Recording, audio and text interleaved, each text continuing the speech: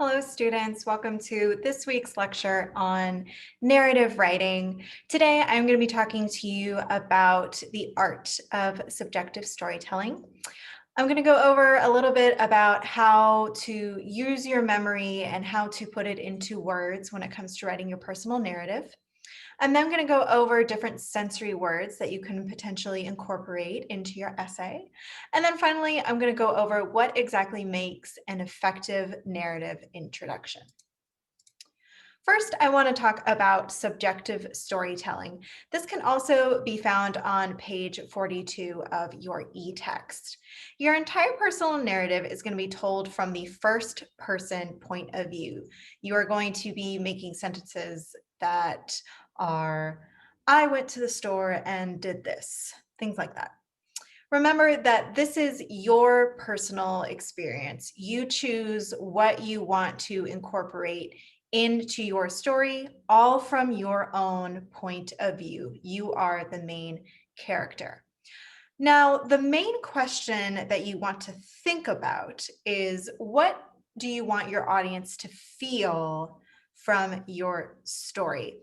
On the right here, you can see I've given you a list of feeling words for you to start thinking about. This aligns with the purpose of the overall narrative. For example, my event is a walkabout in South Africa, and the purpose of telling my story is that I want to convince other people to visit South Africa. That being said, I might try to excite my audience or maybe make them feel some kind of joy when it comes to potentially visiting South Africa. Think about subjective storytelling as another form of time travel. You want your audience to be in the story with you, in which they've time traveled back to that exact moment. Now, how can you accomplish this with your personal narrative? With detailed description, i.e. evidence. These details take the form of sensory words using the 5 different human senses. For example, again, my event is a day where I went on a walkabout in South Africa. I might use the sight sense, like at dawn, the sky was dyed a neon orange that struck the dark mountaintops with violent contrast. All of a sudden, I've transported my audience into that moment in time, and they can then visualize themselves in my story. The same thing with the other 4 senses. If you look to the bottom here, touch. The sand felt warm and dry, disintegrating between my fingers. Okay, maybe I can get the audience to feel that in some way. I want to make sure that I'm using plenty of these in my personal narrative. And remember, you are going to be drawing as many of those sensory words as you can based on what you remember from that event. But if you can't remember everything, it's okay. You have room to make it up. Do I remember exactly how the sand felt when I touched it at the game reserve in South Africa? Kind of, but I can do my best. I can try to be as truthful as I can when I am telling my story. For all of my visual learners out there, you can take the plotline activity that we did and incorporate some of those sensory words, plan them out, so to speak. For example, when I had the orientation with our guide, Paul, which consists of my rising action, I remember that he had an Australian accent. I'll probably want to make sure to mention this to my audience so that way they can picture Paul a little bit better. Same thing with, let's say, the climax, where we heard lions in the background and we had to start moving away.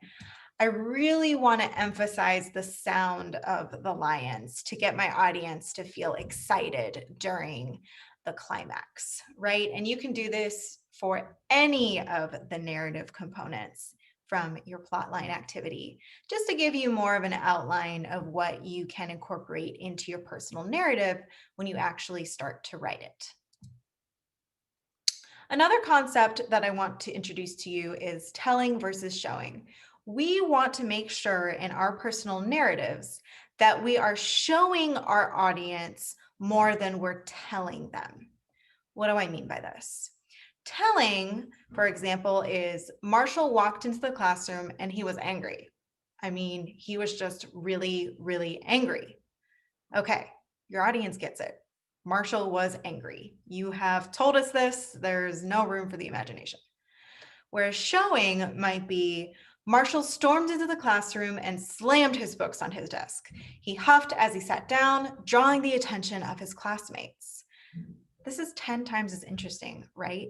From here, the audience can make the inference that Marshall is angry and can use their imagination versus just being told that he's angry. You may remember this from a previous lecture. A narrative can potentially just be, I walked into the classroom, I sat down, I took out my laptop and began typing. Okay, technically that's a narrative. It's just boring and it's just a relaying of events. What we want is a vivid narrative that incorporates a ton of detail and sensory words in order to engage our audience. The narrative introduction, what your audience is just starting out with. You want to go ahead and start strong with a hook, which is the first sentence of your essay. After all, you want to make your audience read the rest of it, right? So that's why it's so important. You want to draw your audience in and engage them right from the very beginning. You can do a number of things in order to accomplish a great hook. Use an onomatopoeia, use dialogue, use sensory words. You can even throw them in the middle of a situation. For example, your story doesn't necessarily have to start with a long time ago in a galaxy far, far away. Instead, it could end up with a, let's see, a starship destroyer shooting at a fighter pilot, right? All of a sudden, ooh, the audience is excited. They're thinking to themselves, what's going on here? So I've given a list of what I define as pretty great hooks that I've made up, and a couple of ones that aren't so great. So a good hook might be, boo, Larry yelled. Okay, we're throwing our audience in the middle of a situation. They don't know who Larry is, and they don't know why he's yelling that at somebody else. Or my feet landed on the pavement with a loud thud as I stumbled to recover from what had just happened. Ooh, that's also very exciting. We're using sensory words, we're using sound, and we're throwing our audiences in the middle of a situation where we don't know quite what's going on, which is the same as number 3.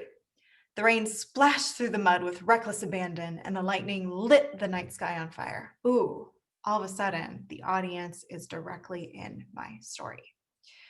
Whereas a bad hook might be, I love my husband very much.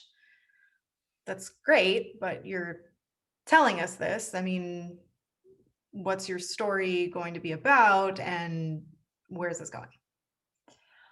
I went to the fair with low expectations. Okay, it's not very enthusiastic, and as an audience member, I'm not excited to read that. The event had just begun, and I was so excited. Again, we're getting a little bit closer to what we want, but this is telling more than showing. Let me feel your excitement as an audience member. Don't just tell me that you're excited.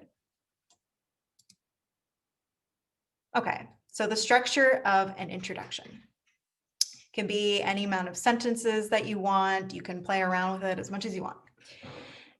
What's important to remember is that even after the hook, the entire introduction should pull your audience in. And remember, the introduction or exposition, whichever way you want to think about it, serves as the precursor to your rising action. So it should be exciting. The audience should want to read onward. Here I've devised a little checklist for you to follow as you begin writing with your narrative introduction and as you continue writing your personal narrative essays. Can my audience visualize themselves in my story? Does it engage them? If not, you'll want to go ahead and add those sensory words. Am I showing more than I'm telling? Are there moments that I can take a breath and go into more detail? As an instructor, I'd rather you put in way too much detail than too few. Have I encouraged the devices discussed to make my story purposeful? That's what it's all about, right? I don't want to get to the end of the essay and ask myself, so what? Why did I bother to read this today? As long as you're providing me with detail, you're crafting a vivid narrative, you'll be on your way. You'll be good to go. If you have any questions about narrative storytelling whatsoever, please feel free to shoot me an email. Otherwise, I will see you next time.